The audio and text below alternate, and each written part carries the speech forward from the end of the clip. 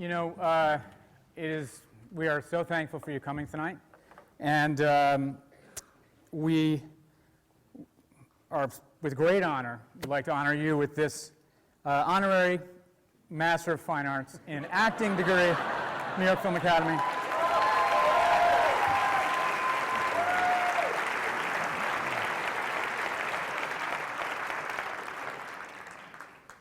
Now it says here, Oh no.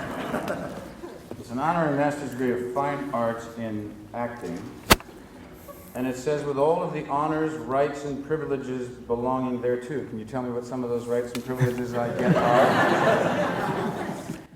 You're an actor. Oh, You know, you've contributed so much to the field, in theater, in film, and television, as an actor that everyone here has been inspired by, also directing, producing. We're going to have time for everyone to ask questions, for some of you to ask questions. And I just thought if we could start out just talking about how it all started. What was that first moment that? well, I think I always knew that I wanted to be an actor. From really my earliest sort of conscious memory of that was when I was about 8 years old. And my mother, of course, would have said that I was acting when I came out of the womb. But I always knew I wanted to be an actor. And so I got very lucky to get involved in my junior high school drama class and then my high school drama class. I was the drama geek that you all made fun of in high school. And I started experiencing what it was like. And I think for the most part, the thing that I am so grateful for and why it's so important for me to be able to come and have these kind of experiences is because I grew up at a time in Los Angeles when there was a lot of money in schools for arts. And the kind of programs and experiences and workshops and seminars and Q&As and having a chance to go see professional actors on stage. I mean, I saw in one season Katharine Hepburn in a play, Richard Thomas in a play, Richard Dreyfuss in a play. And we would sometimes get to do workshops with the talent. And there are two, for me, seminal memories and moments that were the beginning for me. And the first was when I was 13 years old. We went to a production of a Sean O'Casey play at the Marte Perform called Juno and the Paycock, which was starring Walter Matthau, Maureen Stapleton, and Jack Lemmon. And we got to do a workshop that was being run by Jack Lemmon in the morning, and then we were going to see the matinee of the show. And we had to do scenes from Juno and the Paycock.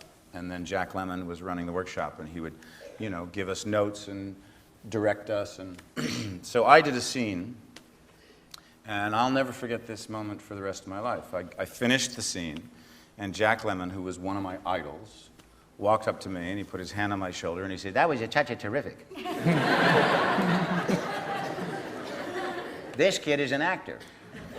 And he said I should go to New York and I should study and that I was meant to be an actor and that all the things he'd been talking about that morning about the kind of work that he was looking for from young actors. And I was 13 years old. And I know that for me, that was so life-changing because somebody I admired, somebody who had dedicated themselves to a remarkable career, and who was a theater rat, and who never allowed Hollywood glory to go to his head, had put his hand on my shoulder and said I was good, and that I needed, at 13 years old. And so I continued doing plays, and then there was this other moment where I was cast in a production of Arthur Miller's All My Sons, and I was in 11th grade, and I was playing this disruptive character who comes in the second act and fucks everything up and then leaves. And I think up to that point in my experience, acting has always been, for me, it was like it was fun, and my friends came and saw me do it, and my parents came and saw me do it, and it was really cool, and it was fun, it was fun, it was cool. And then one performance of this play, something happened, which was that I, for the first time, felt that for some reason in this performance and with that audience at that particular moment, I had an effect on the audience. That the character I was playing, that I was doing my job, like they were affected by this character. It wasn't just, oh, they were coming to see me, their friend. Something happened in the relationship between an audience and me. And for the very first time, I no longer wanted to be an actor. I knew I was. And that was a very, very significant step in being able to go, okay, now I'm going to go out and try to make a career out of this. And why it's so important for me to come and do these kind of things, or the kind of work that we do at the Old Vic with particularly emerging talents, is that, you know, the great ending of this Jack Lemmon story is that 11 years later, after I had gone to New York and I had started out as an actor, I got a chance to audition to play his son in a Broadway production of Long Day's Journey into Night. And I got the part. And I ended up working with Mr. Lemmon for a year while we did that play in New York and in London and Israel, and we ultimately filmed it. And then we did 3 films together, ending with Glengarry Glen Ross, which he liked to call Gene Barry Glenn Close. And Jack had a philosophy that he repeated often, and it has now become mine. I've adopted it as my own, which was that if you've done well in the business you wanted to do well in, then it is your obligation to spend a good portion of your time sending the elevator back down. And I always thought that was such a great way of saying it. And so that is what I've dedicated a lot of my life over the last decade at the Old Vic to doing, sending the elevator back down. That's all.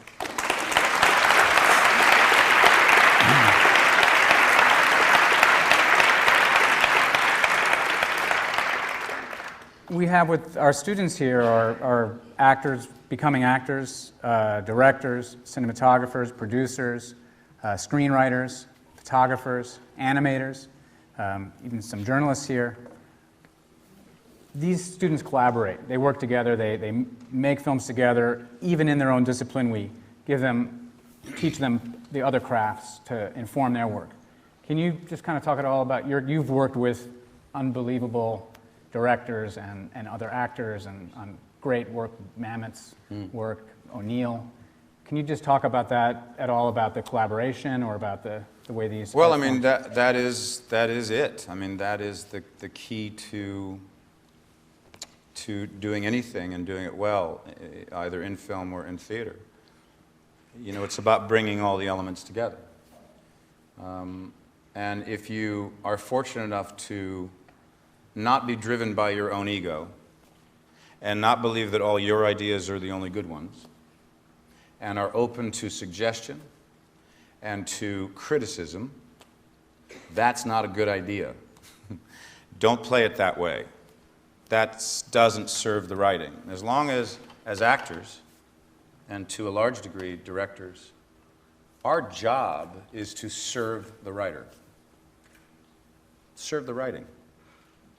If you serve the writing, you will ultimately serve yourself. I think we have gone through a couple of decades where actors have been spending more time serving themselves.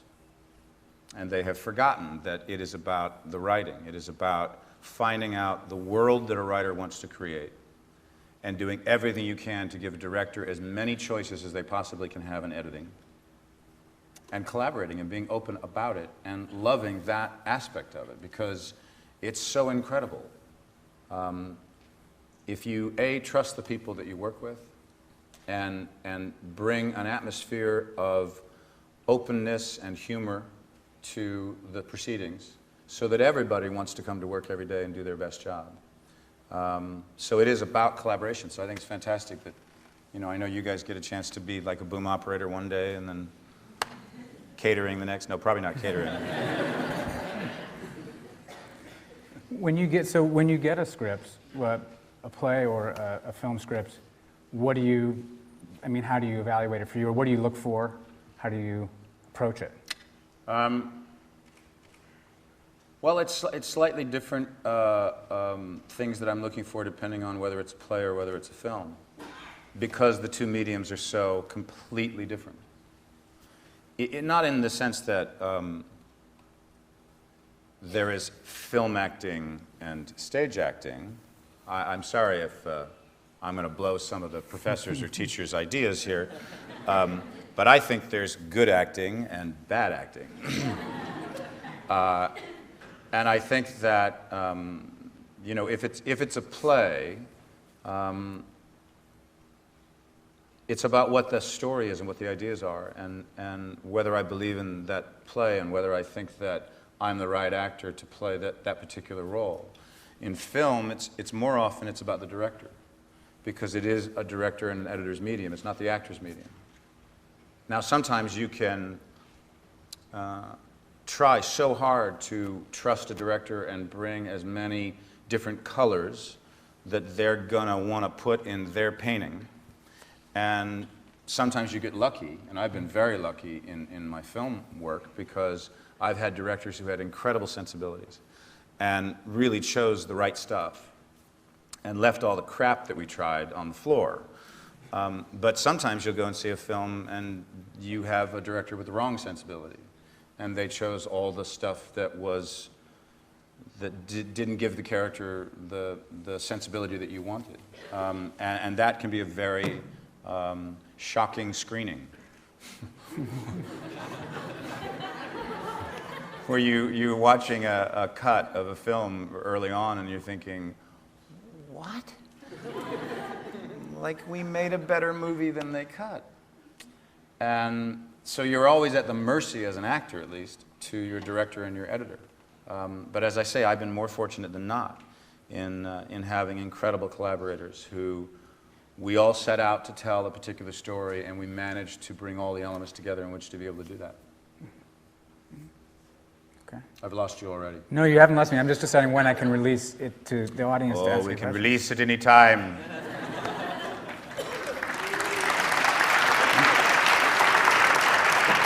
So bright.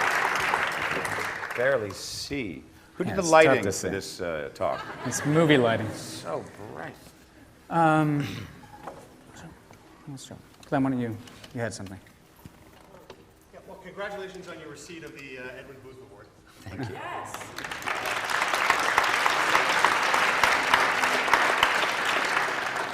Some of our actors here have an opportunity to do short plays. We do a short play series on the stage over there, and we have an opportunity to John Martello takes them on a tour of the facility, and they understand the rich history involved in that.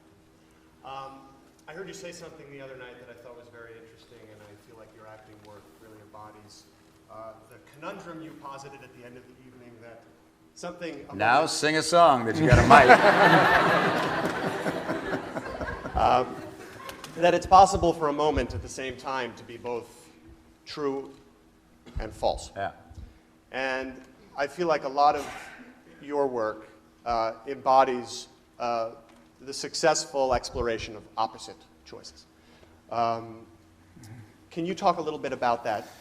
Yeah, I'll talk about, in the context of when I got the Booth Award the other night, which for me was incredibly moving, and I felt so honored because it makes me feel like I'm a part of a continuity, because in 1996, I was in that room when we gave it to Jack Lemmon, and in 1999, I gave it to Jason Robards. So the fact that they gave it to me was both very honoring and slightly worrying, since they call it a Lifetime Achievement Award, and I'm like, well, wait a minute, I'm like not halfway done, like what? But when I was doing some research, because I wanted to bring some of Edwin Booth's ideas to that podium the other night and talk about his feelings about what the craft of acting is and was, even in 1888, I came across this thing, which sort of, I thought, what is that? It was a headline. It was like a newspaper article. Now, why I used this as an illustration was I said in my remarks that I love this kind of thing because it somehow highlights that something can be true and false at exactly the same time. And so I'll make this statement to you, and most of you will say, that can't possibly be true. Booth saves Lincoln's life. Right? That could be true. Depends on which Booth and which Lincoln you're talking about. Because as it turns out, as many of you know, Edwin Booth, and if you don't know, Edwin Booth, the actor's name I got this award in, his brother was John Wilkes Booth. And 2 years before John Wilkes Booth shot President Lincoln, Edwin Booth saved Robert Lincoln, the president's son, from being crushed by a train on a New Jersey platform. And that's a true story. What I liked about using that story as an illustration is that sometimes that is the very thing we have to embrace. The contradictions in people, the contradiction in human nature, as actors and in life. Things can be true and false. And our job is to try to unearth what those things are and bring them to the surface so that an audience can see what we all experience, which is, it's this and this. I find it very exciting to embrace that as an idea. And I've been lucky to find a lot of characters who allowed me to explore that, where something can be in front of your eyes, but depending on which angle you're looking at it, you might miss it. And as an actor, that engagement in exploration and the questioning to find what's authentic, people always talk about what's true, but it's equally important to find out about what's false and what's not true in a character and how that person lives with those contradictions. Yeah, I mean, I was going to say that.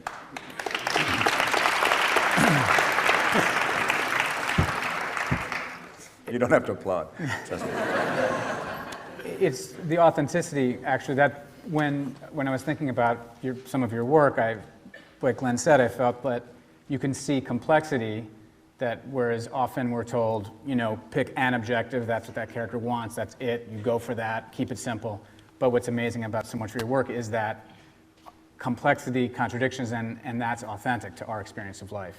And I think that's seems very unusual in the way this work is often approached, that it's okay to have that. Yeah. Do we have another question?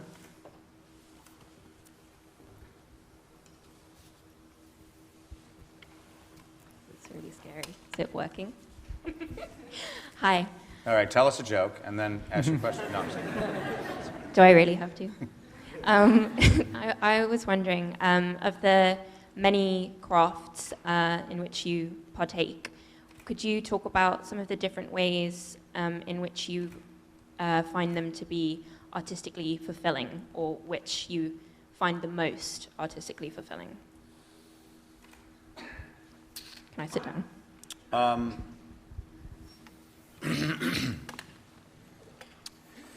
I think I'll tell you what I find the most artistically fulfilling, and then I'll probably change my mind.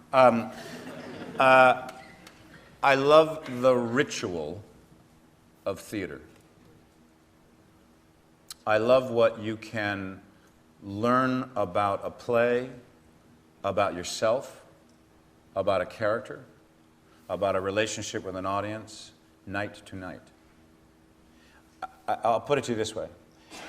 It does not matter how good you are in a movie, because you'll never be any better.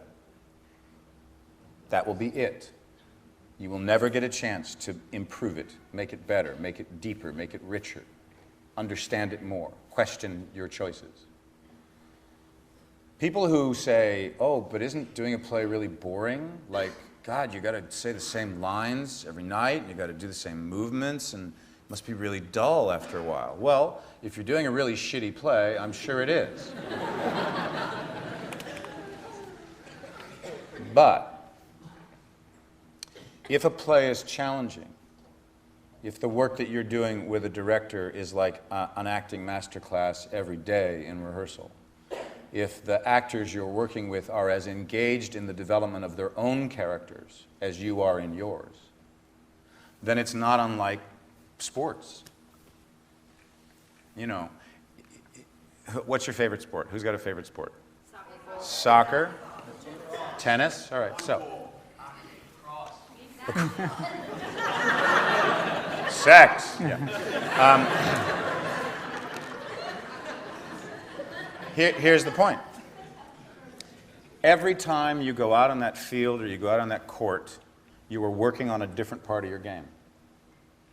You're working, oh God, the last time I played, my serve sucked. I'm going to really work on my serve today. It also, the difference between that game will be who you're playing against, because you have a partner. And the other major thing about how incredible it is to do a play night after night after night is the act of being watched changes it. I mean, if you go out on the tennis court with a friend and the two of you are playing together, that's a certain kind of game. But if 15 of your friends come with some beer and they're watching you play, it's a fucking different game. So imagine what it's like every night to come out in front of an audience this size or larger. And it's their first experience seeing this play.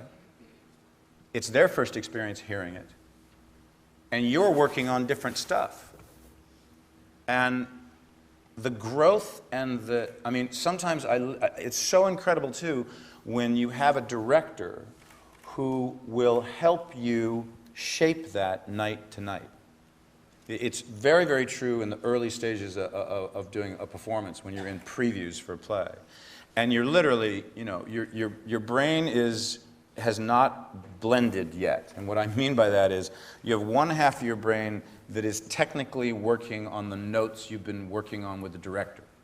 So your brain is like, all right, he didn't want me to get up at that point. He wanted me to stay here until the line 5 lines later, so I'm going to try that tonight. So part of your brain is thinking, I shouldn't be moving now. And then the other part of your brain is trying to actually be in the fucking play and remember your lines because you've only been doing it up in front of an audience for a little while. And how a director, and a really good director, and the best directors in my experience are the ones who not only give you great notes, but know when to give you a great note.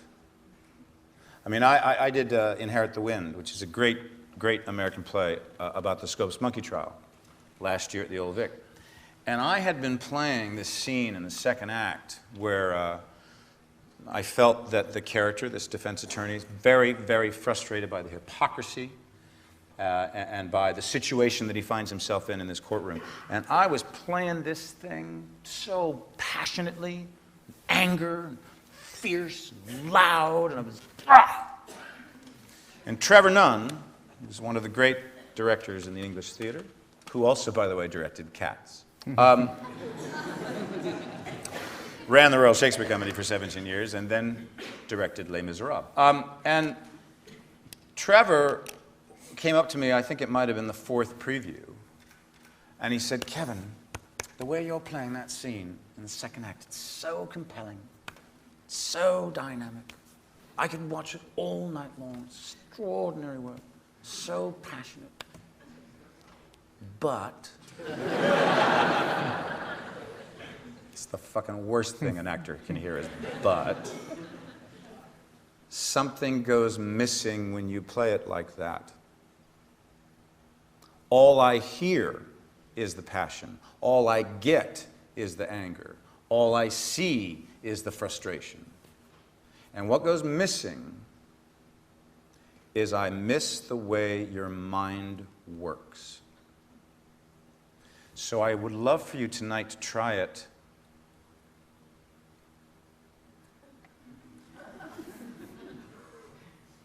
like this.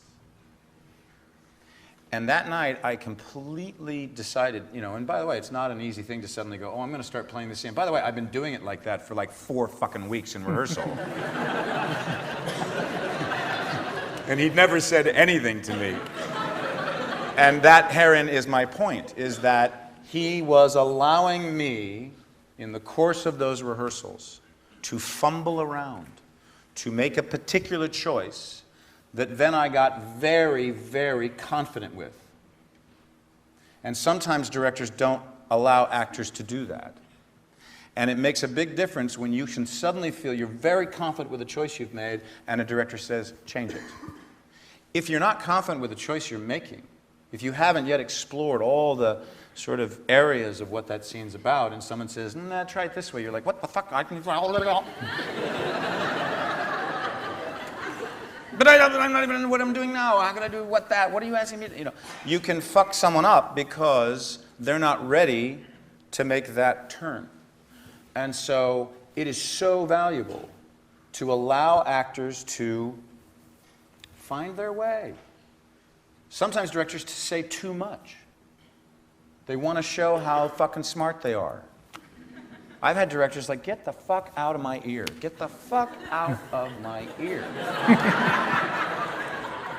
Let me do my work. Let me find my way to a point where your help, your guidance will be at exactly the right point that will shift me in a different direction. Because actors will take direction. They absolutely will. But you have to have thought out what your direction is very clearly, and you have to make a very good argument for why someone should play something in a different way. Because actors will try anything, but not if you say, because I like it better that way.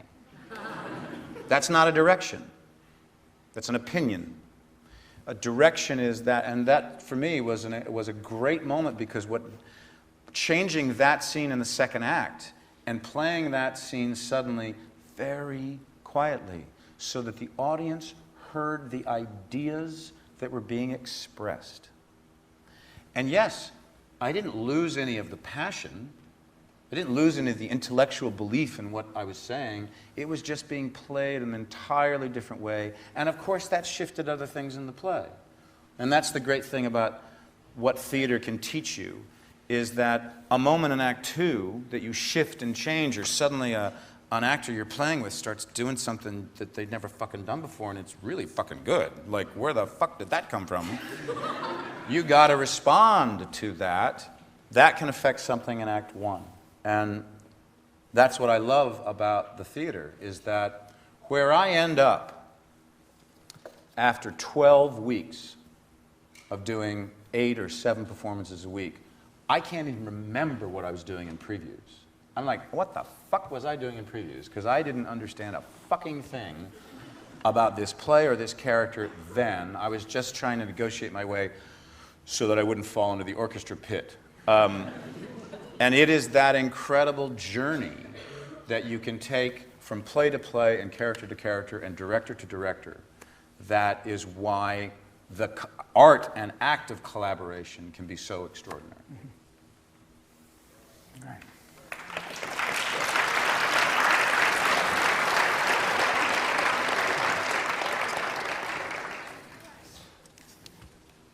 Yes, right here. I'm just coming out here so I can actually see you, because it's so bright. I can't see half you guys. I know it's going to drive you filming nuts, but fuck it. It was an audio recording we did, and... Hi. Hi. My name's Marcella, and you're fucking amazing. My goodness. I gotta say that, sorry. And I'm doing screenwriting, and what I want to ask you, it's, you always have the impression that you really need to have a good idea. Once you have a good idea, to write it down, and the way you're gonna write, you can change, like the first, the second draft, whatever. But it's for us, like for screenwriters. For you as an actor, when you take a script, when you read it, how do you know the script, like how the script can change your life? Not the way you just act, you know? When you are done, all you think like you are done. What you think like later, okay, this movie changed my life. Like pass it forward. You know what I mean? Change your life, change mine.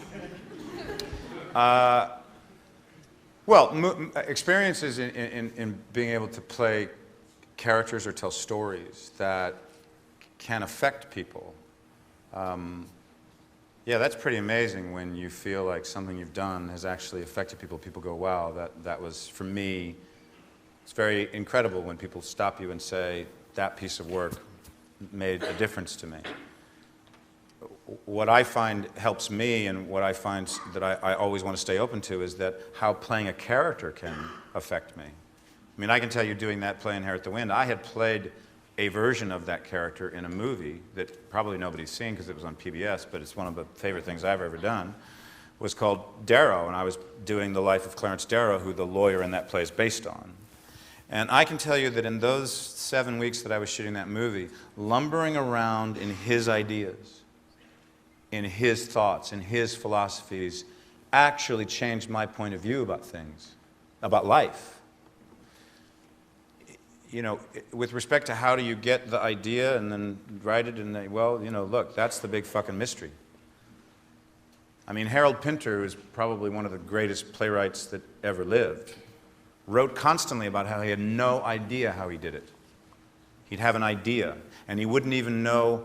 He used to write his plays where he'd have character A, character B, character C. He hadn't even given them names yet. And he would write that way until he finally decided, oh, I should maybe call this person somebody.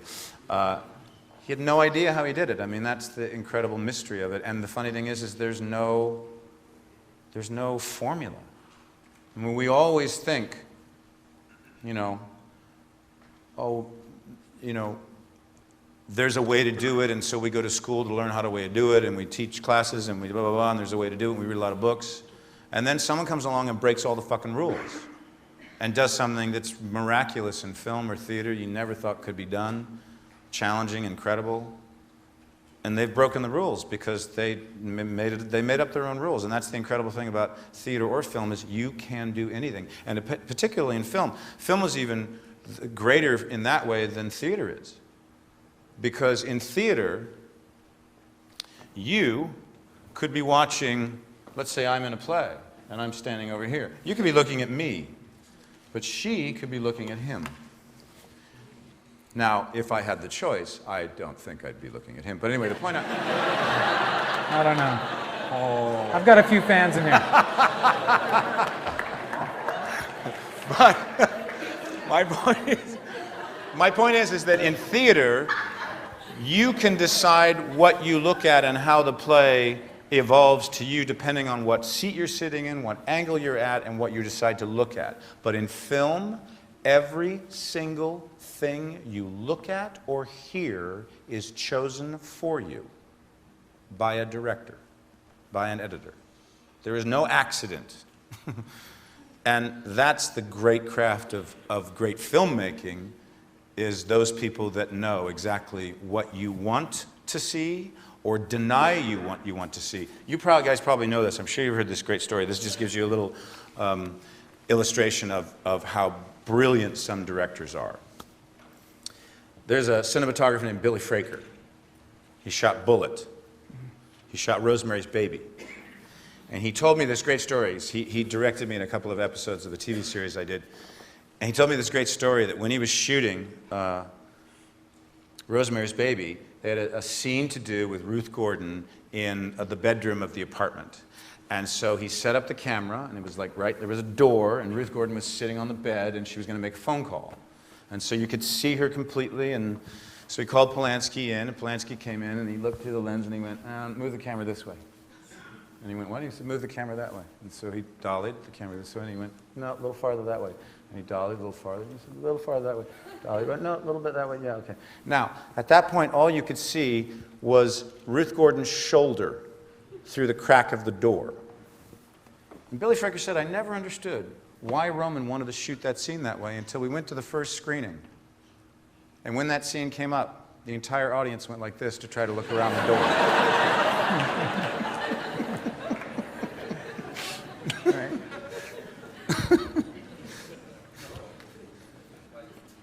Is working? Yeah.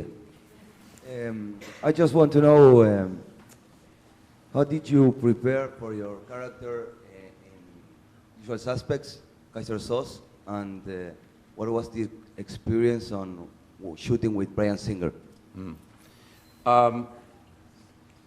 Usual Suspects was for me an incredible experience in lots and lots of ways. I had gone to a screening at the DGA in Los Angeles of a film that Bryan Singer and Chris McQuarrie had done called Public Access. And I don't know if you've seen it, but it's one of Bryan's first films. And I just knew, watching that film, that these were filmmakers.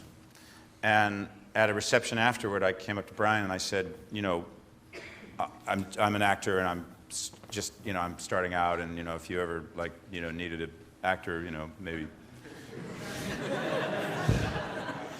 think of me. and I had been in this TV series called Wise Guy, which was like one of the very first things I ever did. And it turns out Bryan said to me, well, we've actually been watching you in this series, and we're actually writing something with you in mind. And I was like, really? That fucking never happened before. And about 8 months later, I got this script. And I read it, and I was completely fucking confused. And then I read it again, and I was less confused, but I was still completely fucking confused. And then I sat down and talked to Bryan about it, and he was kind of brilliant on that film because he managed to convince every single one of the actors that they were Kaiser Soze. I remember when we saw the movie with the cast, and I remember Gabriel Byrne getting up from his seat and taking Bryan out into a parking lot and having a big argument with him. Because Bryan had convinced him that he was Kaiser Soze. And in terms of the preparation, I met with a couple of doctors who work with patients with MS. I wanted that to be very realistic and authentic. And then I remember after meeting with them and watching some film of people with disabilities, I was in a restaurant with Bryan when we were talking about how we were going to have the disability work, and I remember getting up in a restaurant and sort of going limping around this restaurant, and Bryan sort of adjusting me and going, well, don't do that because I really need this thing to happen at the end so put your foot in like that, you know. So we were like working on how it was going to look. And Bryan is one of those rare sort of genius directors who somehow he has the whole movie in his head already cut when he's shooting.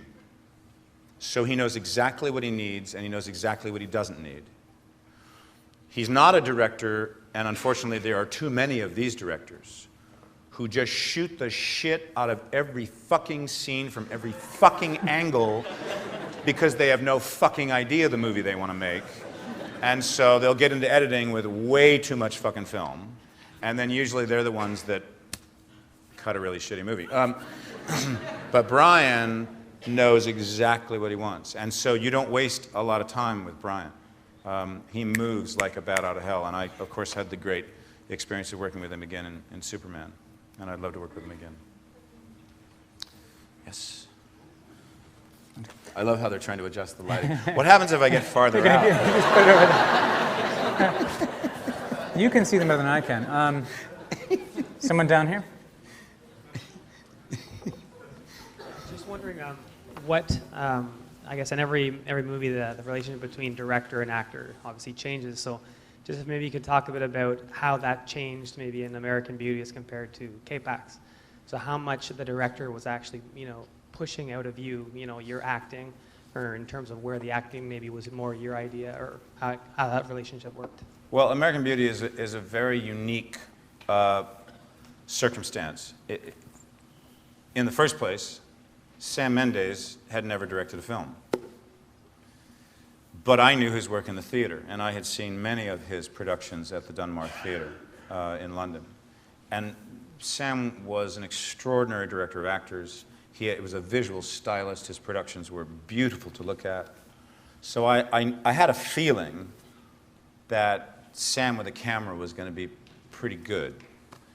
Also, Conrad Hall, the combination of the two of them in terms of what they wanted that film to feel like, and that they wanted it to have a feeling and a color scheme and a scope.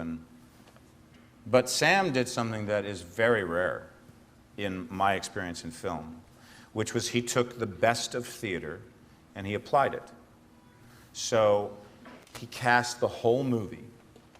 I think Chris Cooper was the last actor cast, but he cast the whole movie, and we rehearsed for 2 weeks. Every single speaking part was in that rehearsal.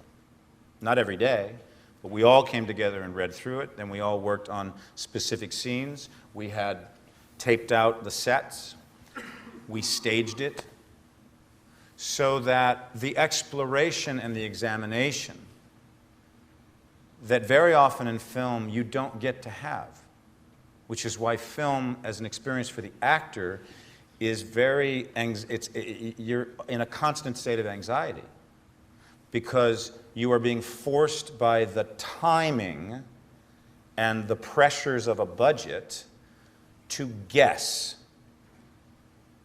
God, I fucking hope I'm making the right choice.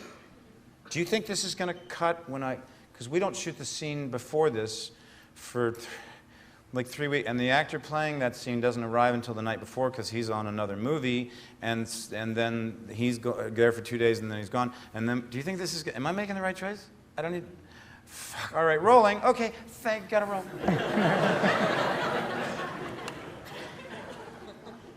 And it's one of the things that I constantly am arguing to producers and financiers and studios. Fucking take the time to rehearse. Because if you do, all of those problems that will come up on set, which come up on set, because sometimes you just put your eye through that lens and it doesn't work the way you thought it was going to work. A scene you thought was going to be easy, oh yeah, we're doing this little scene in the bathroom and we'll just pop that out. Fucking 5 hours later, you're still fucking in the bathroom. And then a scene that's like a big dinner scene that you think is going to be a nightmare goes like that. But the value of being able to bring your collaborators together, to have our cinematographer, our production designer, our sound guy in that room with us while we discovered what that film could be, saved so much time when we got to the set because we all knew we had a foundation. Now, I do believe that you don't want to rehearse too much. You want to rehearse just enough so that you have to reach for it because it's so exciting when you're able to capture it on film. Not, oh, we did it 4 hours ago and now we're going to try to do it again in front of the cameras. It's just, you just want to always be reaching for it, be still searching for it, struggling for it. Now, of course, the irony of me telling you that particular story is what happened on the very first day of shooting American Beauty. We shot Smiley's, the fast food restaurant scene. And, 2 days later, we shot the whole day, and then 2 days later, I walked up to Sam on the third day of shooting, and because I knew he would have seen the first day's dailies the night before, and I said to Sam, so how were dailies? It was the first day. And he went, they're fucking shit. And I went, oh, how are dailies? He went, they're fucking shit. I said, what do you mean? He goes, I hate everything. No, I love the script, but I hate the set, the costumes, the lighting, the way we shot it. I hate your acting. I hate everything but the script. And so he and Conrad Hall went to DreamWorks and made an argument. Could they reshoot the entire first day? And by the way, this is Sam's first movie. And I was like, you're fucking going to Spielberg and saying, can I reshoot the fucking first day? And what was really interesting about that was, A, Conrad and he did make a good argument. And ultimately, they decided that what we had done in that first day was, it was a walk-in restaurant. So Annette Bening and Peter Gallagher walked into the restaurant, and Sam said it should be a drive-through, and you should be in a window, and it should be a drive-through, and I was wrong. So we changed the location, and we did it all. But actually, what was interesting for Sam was he said later that it was actually like the greatest thing that could have happened, because the worst thing that could go wrong went wrong. And he said, and from there, I was kind of set free. Once they said, yes, all right, you can reshoot it, he said the first day had gone worse than I could have ever imagined, and he sort of felt like he found his stride after that. So. How about over there, the waving person? Yes, you. I always find those, yeah, right. Let's get a wave going, the crowd. Hi. I want to ask you a question about your, you're acting so many years, and it seems like it's kind of easy for you. And my question is, what is the most difficult part of acting for you, and how you work on it, how you work with that? Like, what is like your recipes or something, how you manage yourself in the most difficult She's fucking moment? dancing, right? Well, she's... I'm from the acting course. My name is Driga. Thank you.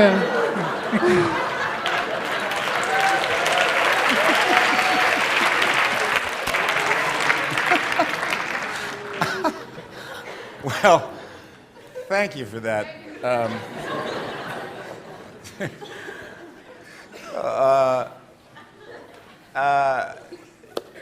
Well,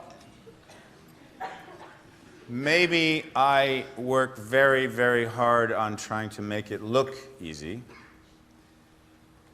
Spencer Tracy, who was another idol of mine, used to say,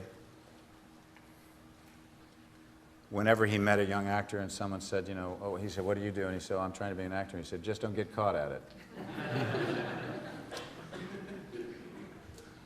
That is technique.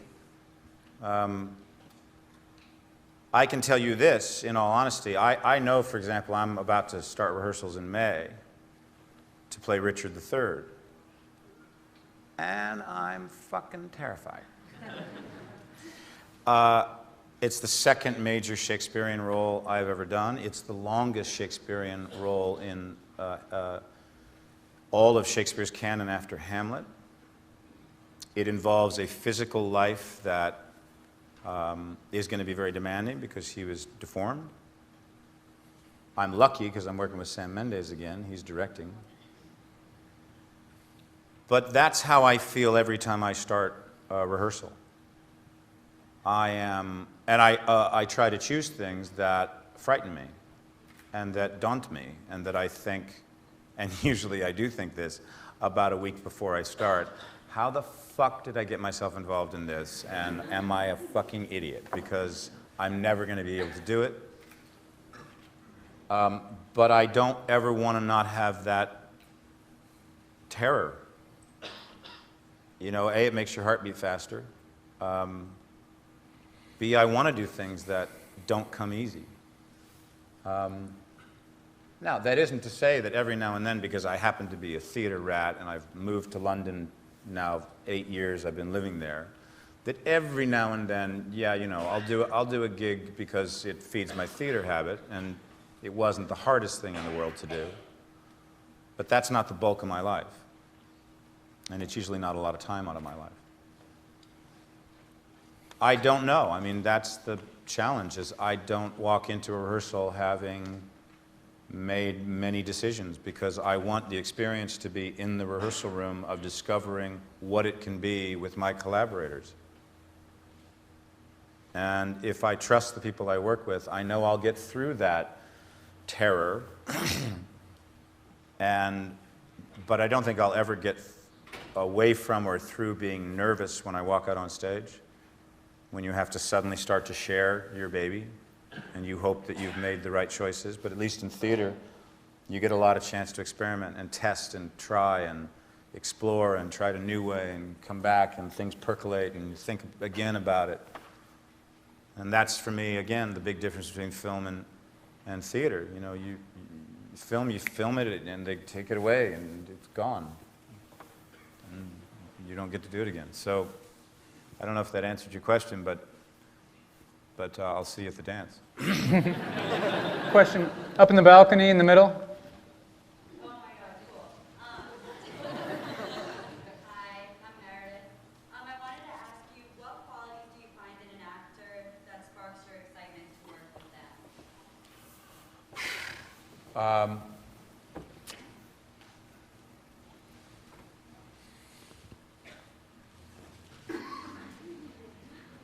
There's so many answers to that question. That's why I'm trying to answer it authentically. And danger. really interesting when I find myself like, what the fuck was that?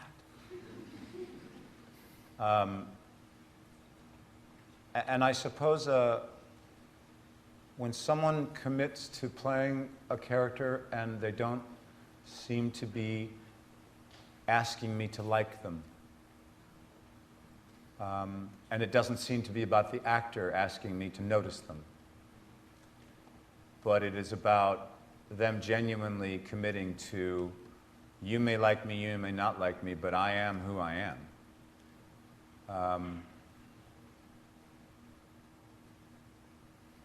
And a sense of humor is helpful. Welcome, Meredith. In the back? Yeah, you. Huh? I'm an actor, and I was really curious. Do you, when going about developing a character and whatnot, do you stay in the role during the whole, like, whether it's a play and or film? Like, are you that person through the whole film? Like, do you stay in it or get out of it? And like, do you take things from your past, you know, like from your personal experiences and use that rather than, you know, making them up? I am an actor who really believes that when I take the costume off and hang it up, the character stays there. There are times when and it's usually when you're filming something, and you have to film something over a couple of days, that sometimes you have to stay in the same kind of emotional terrain. You can't have life get in the way, so you kind of have to stay in that place. But for me, I love the art of acting, and that's pretending. I'm not a method actor in that way, but I certainly use my own experience, and I use night to night how I'm feeling. I mean, there are times when a performance of mine will be really angry, and then another night where it will be something else. Because I believe that it's okay. Well, I'll tell you, I'll give you a story about how incredible it is that you as an actor can be thinking one thing and an audience can be getting something else. You can achieve how to play something even though you may not be thinking or feeling or playing what the viewer thinks you're playing. The example is this. Do you remember the movie Deborah Winger, Richard Gere, Officer and a Gentleman? Have you seen that movie? They're hot in that movie. I mean, they're hot. They are two people in love, and it's so incredibly sexy. And then I find out years later, Deborah Winger hated Richard Gere. She hated him. I mean, this was probably at a point when he was, you know, he was top dog, and who knows what he was like, but she hated him. Now, when someone asked her, well, how did you play? Like, that was incredible. You were, like, totally in love with him. She goes, no, no, no. I just hated him with so much passion. You couldn't believe it."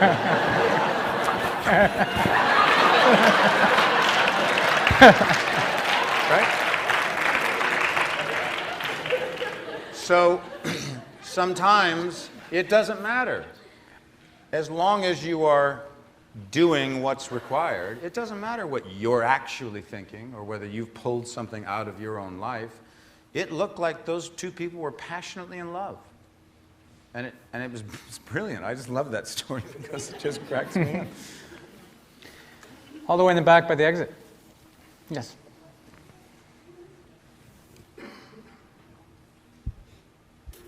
Hello.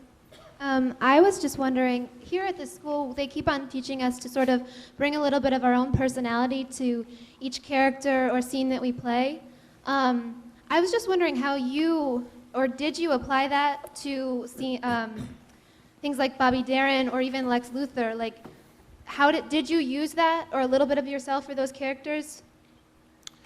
Well, I don't know how you can't use a little of yourself. and your own personality and your own way of viewing things and sensibility. I mean, you know, we can, in the right circumstance, take on another personality and truly try to become somebody both physically and emotionally that's very divorced from who we are. But it seems to me that you can't divorce your own life from having some effect on the work that you do. Yeah. Just time for a couple more, probably. Over here. Stephanie? I don't think I need a microphone. Hi. Hi. My name's Stephanie. I work here. I'm about to be that girl. Just warning you, because I have about 5,000 to 10,000 questions I could ask you about every single part I've ever seen you do. But I've kind of just imagined this for a very long time, and I think I speak for a lot of people here, but I just need to tell you, thank you for turning the light on for me, because you are the reason. You're my reason. So, cheers to you. Thank you very much.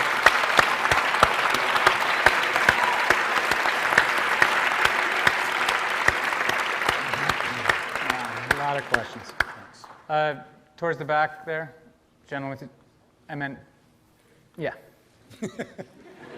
With the scarf. Hi, Kevin. Howdy. Nice to meet you. Talking about recreation of already popular characters such as Lex, which have been portrayed so many times in different mediums, how do you narrow down with like conviction, like when you feel a character is right, or do you actually aim for a certain performance that you're looking for? So is it a thing of just like, I feel that this is the character I'm looking for right now, or was there a specific aim, for instance, that a director might give you? All right. This is the thing about a microphone. You can't be doing this. I do apologize. I'm not an actor Sort of myself. got kind of half that question, but not all. But did you get the gist? Are you saying, do I know when a characterization is right? Exactly. Or can you just feel it, like organically? Yeah, I'll tell you, you do feel it, but you feel it in theater in a way that you can't ever on a film set. I mean, sometimes you'll finish a scene on a film set and you'll think, God, did we do that? Do you think we got it? And you know, you're relying on your director, you're relying on the other people that are there, but sometimes you don't know whether you did it. And sometimes in movies, as you all, I'm sure, know, movies go and reshoot, you know. Scene didn't work, got to redo it. It didn't work right, or the ending of the movie doesn't work. We're going to reshoot it. We're going to try something else. So expensive experimentation. But in theater, you absolutely feel it. And very often people say, you know, God, theater must be great, you know, all that applause, all that laughter. That's not the best part. The best part is silence.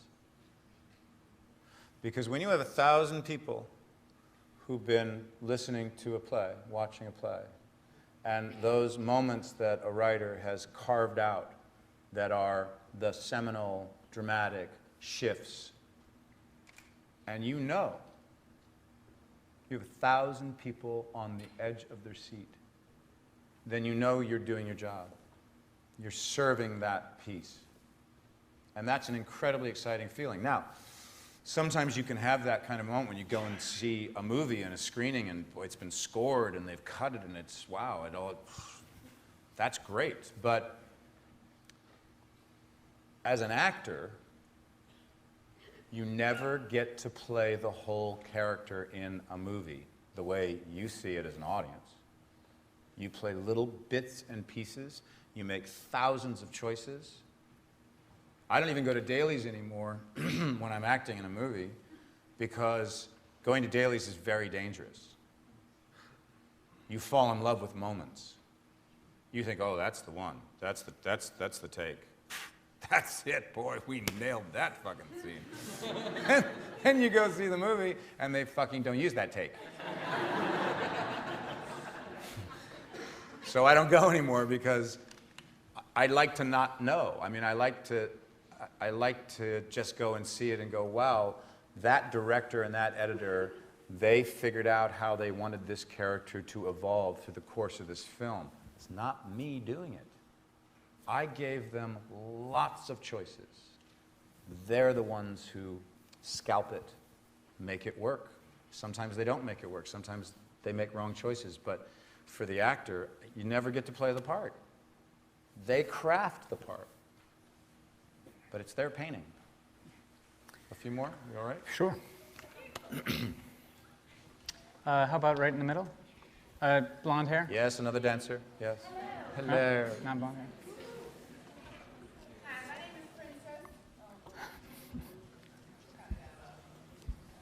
Hello, my name is Princess, and my question is in regards to the auditioning via stage and via film. Do you use different preparational techniques when you're auditioning for, like say in your previous years when you were first starting out and you're trying to get your feet wet when you went in for a theater or when you went in for stage, for film? What techniques did you use? Because there's a little difference with stage is more dramatic versus film. Can you just elaborate on that? In addition to when you're actually performing in stage versus film, do you use different techniques? It's a great question.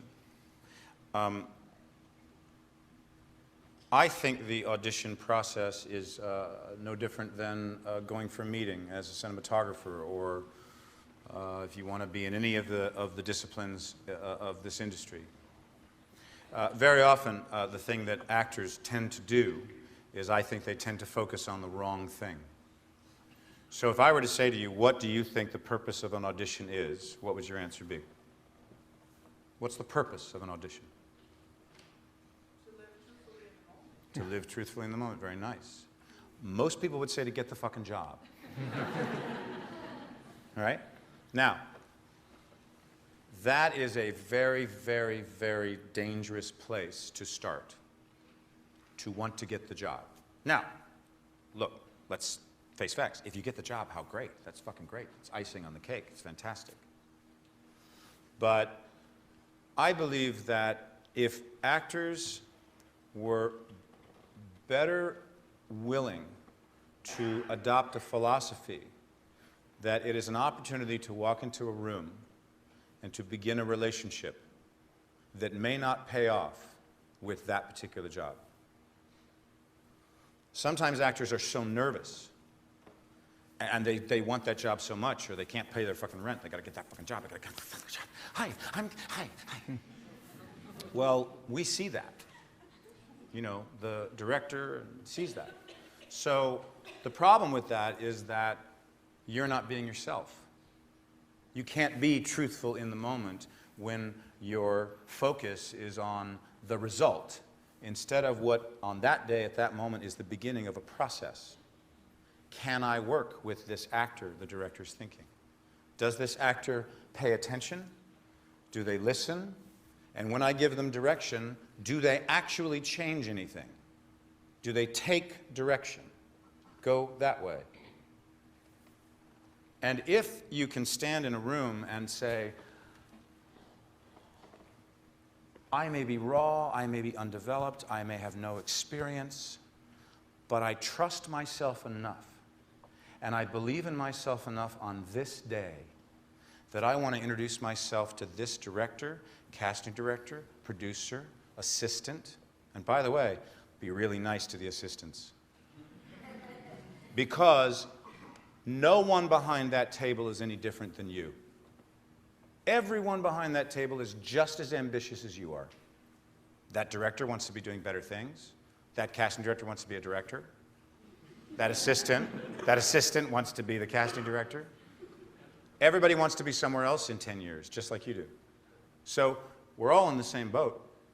And it's sometimes hard to believe this, no matter how rude they might be, no matter how, because some of them are just, they're dicks in those kind of situations. But my point is this, they're on your side because they have to cast this thing. And because people are fundamentally lazy, They'd rather be home smoking pot and watching TV. So,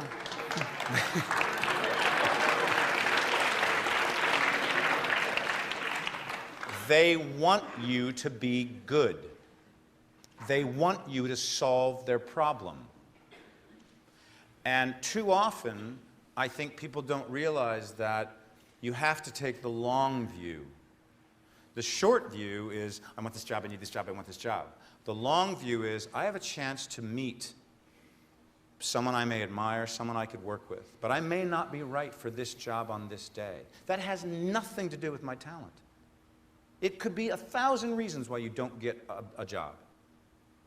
But if I'm good enough, if I stand on that stage and I show them where my talent is on this day, I walk out that door, they might look at each other and go, she's really good. She's really good. She's not right for this, but she's really good. And the next time they do a film, or the next time they do a play, they'll bring you back. And someday along that long road, you may get that job. But it's about relationships, and it's about trusting yourself and where you are, and realizing you are good enough for where you are right now on that day. And I believe in the long view.